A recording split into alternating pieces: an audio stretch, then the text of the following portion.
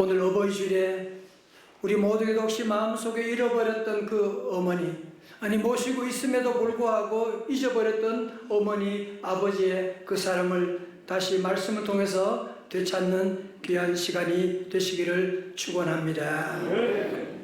오늘 본문 요한복음 19장 26절 27절의 말씀은 우리 예수님께서 십자가 위에서 가장 고통스러운 순간에 하신 7마디 말씀, 가상 7언 가운데서 세 번째 말씀인데, 우리 26절의 말씀 다 같이 읽겠습니다. 시작. 자기 어머니와 사랑하시는 제자가 곁에 서 있는 것을 보시고 자기 어머니께 말씀하시되 여자여 보소서 아들이니라 하시고. 아멘. 자, 십자가 위에서 우리 예수님은 우리 모두에게 첫 번째로 내 부모를 어떻게 하라? 공경하라 라고 하는 본을 보여주셨습니다. 여러분이 아신 것처럼 성경에 보면 예수님의 육신의 아버지는 일찍이 돌아가셨어요. 그래서 우리 예수님은 30세가 될 때까지 아버지가 하셨던 그 목수일을 하셨습니다. 예수님의 동생이 남자 동생만 4명 이름이 성경에 있고요, 또 이름도 없는 자매들도 있을 수 있는데 그들을 다 부양하고 홀로 계신 어머님을 정성을 다해 장남으로서 잘 모셨던 것입니다. 자, 오늘 본문의 말씀의 상황은 예수님이 우리 인류 대속에 우리 모두를 구원하시기 위해서 십자가 달리시는, 여러분 십자가의 고통이라고 하는 것은 인간이 말로 다 형언할 수 없는, 머리는 지금 피가 뚝뚝 떨어지게 되고 온몸이 찢어지는 그 고통 가운데, 그 아픔 가운데 우리 주님은 말씀하십니다. 여자여 보소서 아들이니라. 십자가 아래서 울고 있는 마리아를 보시고 주님은 여자여 보소서 아들이니다 라고 말씀하셨던 것입니다.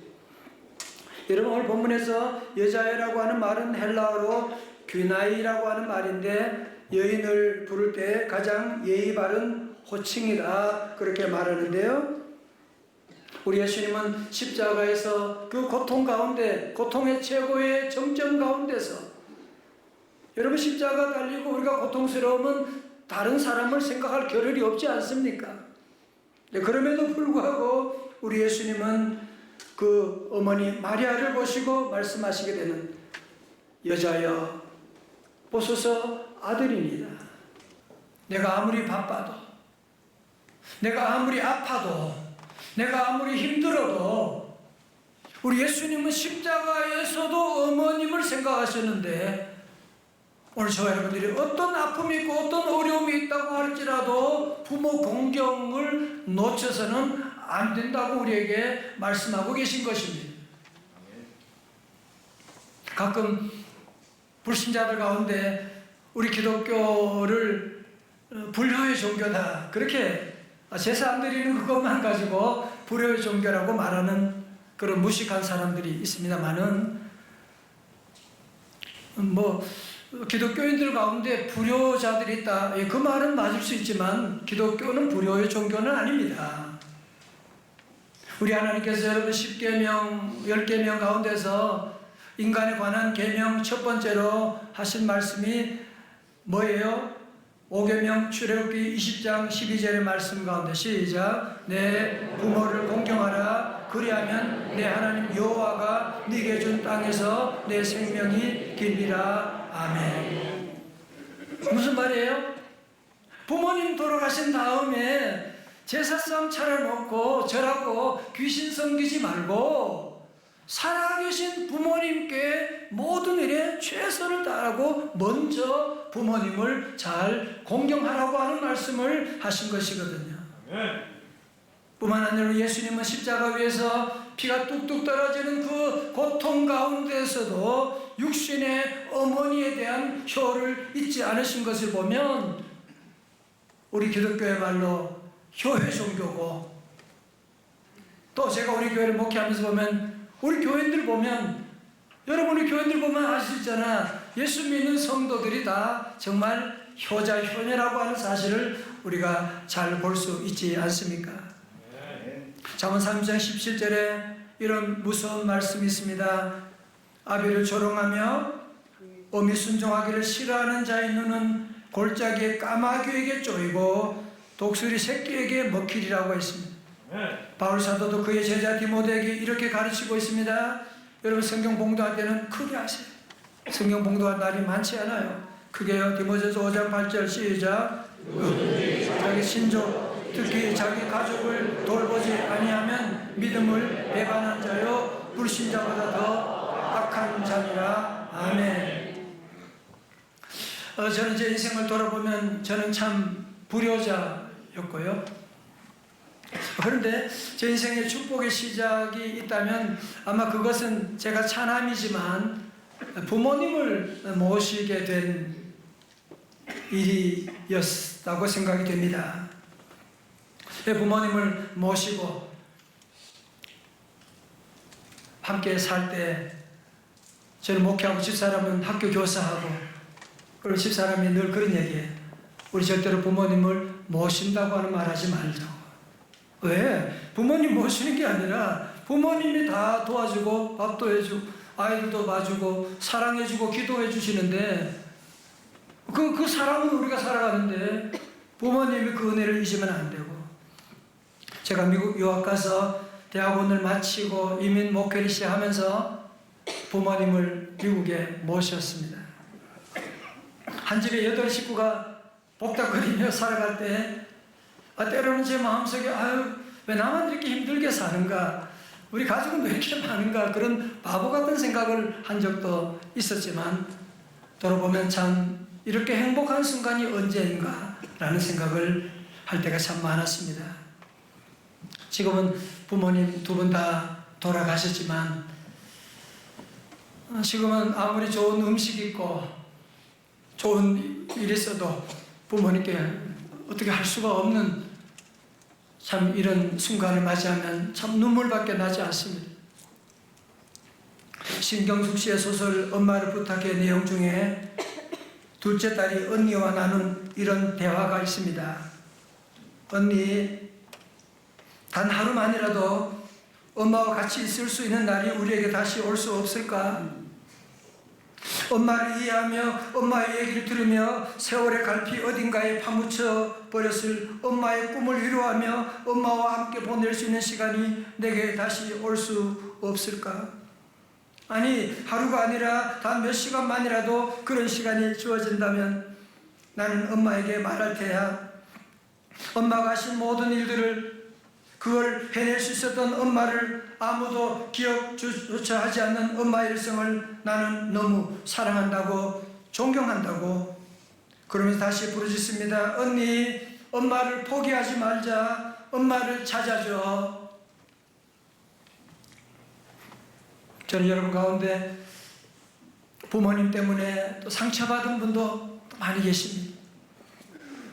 부모님을 모실 수 없는 여러 가지 어려운 형편에 있지만 그럼에도 불구하고 오늘 저와 여러분들은 예수님을 따르는 제자들이잖아요. 그러므로 다시 한번 십자가 위에서 예수님처럼 어떤 아픔이 있어도 다시 한번 부모님을 생각하고 부모님을 찾고 부모님께 효성을 다하는 저와 여러분들이 되어야 할 줄로 믿습니다.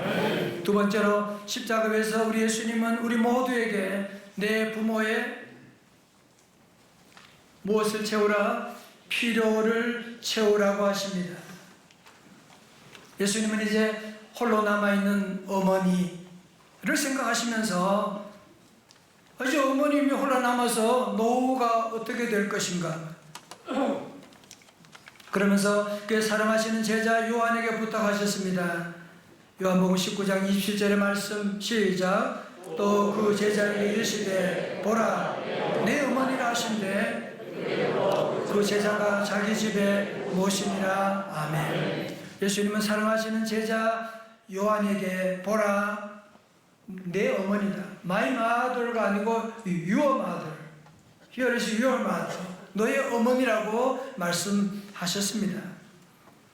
본문에 사용된 어머니는 원어로 메텔이라고 하는 단어인데 여기서 바로 영어의 mother가 나왔습니다. 자, 무슨 말입니까? 예수님은 십자가 위에서 남을 생각할 겨를이 전혀 없는, 정말 피가 뚝뚝 떨어지는 그 고통, 온몸이 찢어지는 가운데서도 어머님이 이제 내가 떠나가면 어머님의 노후가 어떻게 될 것인가를 걱정하시면서 사랑하시는 제자 요한에게, 요한아, 이제부터 너의 어머니야, your mother. 다른 말로 뭐예요? 엄마를 부탁해. 여러분, 어쩌면 우리 예수님은 십자가 위에서 어머니를 위해서 이것이 최선이라고 할 수 있지 않겠습니까? 그리고 보면 27절에서 보는 것처럼 요한은 예수님의 말씀에 순종해서 그때부터 마리아를 어머님으로 모시고, 기록에 의하면 에베소에서 목회를 할 때도 마리아를 모시고 있었다고 말씀하고 있습니다. 자, 성도님들 보세요. 자, 그렇다면 오늘 본문을 보면서 여러분 가운데 아마 의문이 드는, 아니 예수님은 왜 마리아 어머니의 노후를 사도 요한에게 부탁하셨을까? 마태복음 여러분 13장 55절에 보면 마리아에게는 분명 자녀가 아들이 4명 있었거든요. 야고보, 요셉, 시몬, 유다라고 하는 4아들이 있었는데, 아니 어머니의 노후를 부탁하려면 그 동생들에게 부탁하는 게 마땅하지 않습니까? 근데 왜 사도 요한에게 부탁하셨느냐? 여러분, 이런 의문을 가져본 적이 없으십니까? 자, 오늘 여러분 여기서 우리 예수님은 아주 중요한 가르침을 주고 있는 겁니다. 여러분, 우리 예수님은 십자가 위에서 우리에게 뭘 말씀하는 것입니까? 그것은 뭐냐면은 혈연 관계를 초월한 새로운 가족 관계를 우리에게 말씀하고 계시는 겁니다. 마태복음 12장에도 제자들이 주님 이런 말씀하셨지요. 마태복음 12장 49절에 손을 내밀어 제자들을 가리켜 이르시되 나의 어머니와 나의 동생들을 보라. 50절 다 같이요. 시작. 누구든지 하늘에 계신 내 아버지 뜻대로 하는 자가 내 형제요 자매요 어머니이니라 하시더라. 아멘. 자, 여러분 보세요. 그러므로 가족은 뭐예요? 피를 나눈 관계잖아요. 그런데 오늘 저와 여러분은 예수님의 보혈의 피를 함께 나눈 성만찬을 통하여 예수님의 십자가 보혈을 함께 나눈 새로운 그리스도 안에 형제 자매가 되었는데, 가족 이기주의의 문제가 얼마나 심각합니까? 오늘 그리스도인들은 이 가족 이기주의를 넘어서야만 합니다. 우리 주님은 사도 요한에게 보라, your mother, 너희 어머니라 말씀하신 것처럼 우리 성도들은 예수님의 그 피로 말미암아 구원받아 형제 자매된 우리들은 옆에 계신 분들을 형제 자매라고 늘 생각하고, 형제님, 자매님 뿐만 아니라 우리 내 부모님도 당연히 잘 모셔야 하지만 이 땅에 어려운 가운데 있는 외로운 우리 어른들까지도 내 아버지 어머님처럼 우리 주님은 말씀하고 있는 거예요. 십자가에서 내 어머니와 아버지를 부탁한다. 우리 교회도 많은 어른들 계시지만, 우리 성도들이 잘하고 계시지만, 우리 교회는 모든 어른들, 우리 동네에 있는 어른들 여러분이 인사도 하고 또 더 잘 모실 수 있기를 주님의 이름으로 축원합니다. 우리 성도들 가운데는 정말 제가 따라갈 수 없는 정말 효성을 가진 자녀들, 우리 분들이, 성도들이 많이 계세요. 그런데 제가 만약에 부모님 효도 방법을 몇 가지 제안한다면 자주 찾아뵙는 것도 참 좋은, 그동안 코로나로 말미암아 가족과의 거리두기가 심했었는데 여러분 자녀들을 보여주고 찾아가서 뵙고 서로 재미있는 얘기도 함께 나누고, 또 그리고 부모님께 용돈도 꼭 드리고, 아니 나이가 많은데 무슨 쓸데가 없어, 그런 소리 하지 마세요. 저희 아버님도 늘 계시면서 옆구리에 힘이 빠진다 그러면 용돈 달라고 말씀하셨어요. 용돈이 없으면 늘 옆구리에 힘이 빠진다 그런 말씀하셨어요. 용돈 늘 갖다 드리고 돌아가시고 나니까 드릴 수도 없는 지금 건강도 여러분 챙겨드리고 또 시간이 바쁘고 멀리 있으면 여러분이 전화라도 할 수 있잖아요. 페이스북이라도 할 수 있잖아요. 문자도 할 수 있지 않습니까? 어떤 며느리가 어버이날에 늦은 시간에 시어머니에게 문자를 보냈습니다. 어머님 오래오래 사세요. 문자를 보냈어요. 그런데 시어머니 핸드폰에는 이렇게 글자가 적혀 있었어요. 어머님 오래오래 사네요. 물론 잠깐 오해가 됐겠지만 여러분 문자라도 보낼 수 있는 것이 얼마나 저도 자녀들 문자만 보내줘도 너무너무 감사한 거 있죠. 그래서 여러분 자녀들이 문자도 보내는 것도 큰 효도입니다. 여러분 특별히 그러나 우리가 부모님께 아무리 잘해드려도 영원히 사신 부모님은 없지 않습니까? 히브리서 9장 27절 말씀처럼 한 번 죽는 것은 사람에게 정한 이치요 그 후에는 심판이 있다고 말씀하셨는데 여러분 돌아가시게 되면 세상에서 그렇게 좋아했던 돈, 그렇게 좋아했던 친구들 인사도 안 하고 떠나가 버립니다. 우리가 돌아간 다음에 끝까지 남아있으실 분은 오직 예수 그리스도밖에 없는 줄로 믿습니다. 그럼 우리 성도들은 특별히 여러분 귀한 효자 효녀라서 부모님께 복음 전하는 것 영원히 하나님의 나라 천국에 갈 텐데 이 복음 전하는 것보다 더 귀한 것이 없는 걸 여러분이 알고 부모님께 이 복음을 꼭 전할 수 있기를 주님의 이름으로 축원합니다. 세 번째로 부모 효도한 자에게 어떤 축복이 약속되어 있습니까? 그것은 형통과 장수의 복입니다. 에베소 6장 2절의 말씀. 내 아버지와 어머니를 공격이 아니에요. 공경하라. 이것은 약속이 있는 첫 계명이니 시작. 이로써 네가 잘되고 땅에서 장수하리라. 아멘. 다 같이 아멘. 자, 잘 보세요. 여러분이 원하는 게 뭐예요 지금? 잘되고 땅에서 장수하는 건강한 것이 여러분 원하는 건데 그 복이 바로 여기 있다니까요. 자, 여러분 오늘 이 약속대로 그대로 이루어진 가장 대표적인 사람이 누구일까요? 찬양대 누구일까요? 여러분 그 사람이 바로 예수님께서 십자가 위에서 보라 네 어머니라고 얘기했던 사도 요한이 이 복을 받은 사람이에요. 여러분 사도 요한은 예수님의 열째 두 제자 가운데서 가장 장수했고 가장 끝까지 사역을 감당했고 자연사했다고 하고 초대교부 터툴리안에 의하면 사도 요한은 100세까지 사역을 감당해 오시다가 AD 104년에 100세 생일을 마치고 돌아가셨다고 하는데 이걸 어떻게 우연이라고 할 수가 있겠습니까? 에베소 약속의 말씀처럼 마리아를 어머님으로 모시고 효성을 다함으로 우리 하나님이 약속한 그 복을 받은 것이 아니겠습니까? 사는 성도 여러분, 옛말에 그런 말이 있더라고요. 부모님 살아생전에는 다 불효인데 돌아가신 다음에 효자가 된다고 하는. 여러분 이것이 어쩌면 우리 모두에게 적나라한 우리의 모습이 아니겠습니까?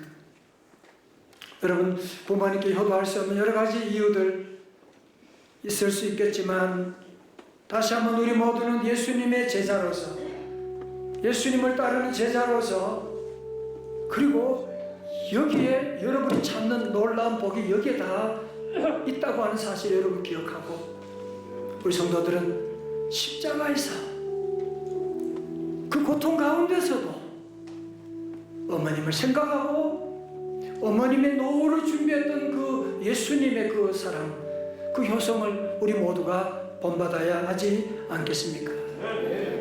오늘 우리 2023년 어버이주일을 맞이해서 우리 모든 명성의 가족들 모두가 다시 한번 주님의 십자가의 그 효성을 본받아서 우리 아버지 어머니를 더 잘 모시고 더 자주 찾아뵙고 또 위에서 기도해드리고